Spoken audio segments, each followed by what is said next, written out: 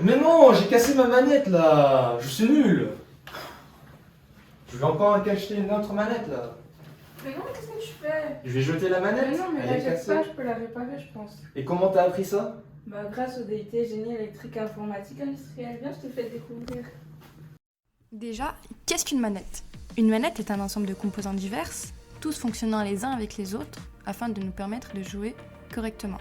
De la batterie au microprocesseur, en passant par les capteurs, tous les composants du système interagissent ensemble, de manière parfaitement organisée. On peut découper le fonctionnement d'une manette en 3 grandes parties. Une partie énergétique avec la batterie alimentant tout le système, une partie électronique qui permet à l'objet de faire différentes actions, et une partie informatique qui s'occupe de contrôler le tout. Commençons par la partie électronique. Diodes, résistances, capteurs, on peut retrouver tout cela sur un circuit imprimé. Notre but en électronique sera d'organiser tout cela afin d'obtenir un résultat désiré. Dans le cas de notre manette, nous voudrions par exemple détecter l'appui de certains boutons, ou utiliser le pavé tactile. Pour cela, dans un premier temps, on tente de créer un schéma fonctionnel, et on voit si aucun problème ne survient grâce à des simulations. Une fois notre schéma validé, on prendra un circuit imprimé créé sur mesure et assemblerons le tout dessus par le biais de soudure. On apprendra à faire tout cela en cours de système électronique. Lors des séances, nous verrons différents assemblages, comment bien les dimensionner et comment calculer les différentes valeurs présentes dans notre assemblage. En TP, nous mettrons en pratique ce que l'on a appris précédemment en assemblant différents composants sur des platines et en visualisant le tout avec des oscilloscopes. Nous voyons dans la manette un microprocesseur. Celui-ci permet de gérer toutes les commandes présentes dans la manette, la gestion des boutons, du pavé tactile et l'interaction entre la console et les menus de jeu. Grâce à cette programmation, notre assemblage fonctionne correctement. C'est en quelque sorte le cerveau de notre système, suivant un programme enregistré afin de correctement traiter et distribuer les informations reçues. En informatique, nous devons créer ce programme et l'installer dans notre microprocesseur. Chaque information devra être correctement transcrite en signal analogique ou numérique afin que le reste puisse remplir son rôle.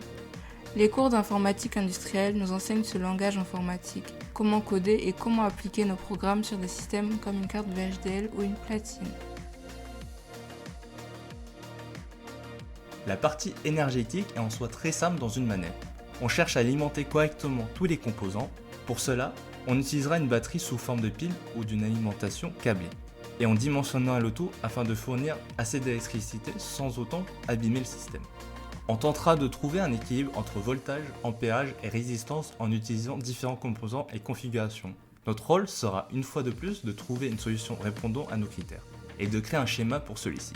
Mais là où l'électronique, nous nous concentrons sur les composants et leur dimensionnement pour obtenir le résultat désiré, ici nous occuperons à faire correctement circuler l'électricité dans le système afin d'alimenter le tout. En énergie, nous apprenons à visualiser le signal et calculer les flux d'énergie qui circulent dans notre système. Les TP nous permettront de mettre en pratique nos cours en réalisant et utilisant des systèmes grâce aux nombreux outils à notre disposition.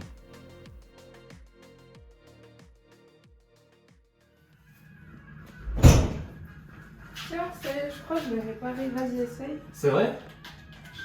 Incroyable, elle marche trop. Trop fort. Est-ce que tu peux aussi me réparer mes 3 manettes que j'ai jetées? Tu sais quoi, viens au DUT l'année prochaine, comme ça tu sauras comment le faire toi-même. Allez, je vais découvrir le DUT.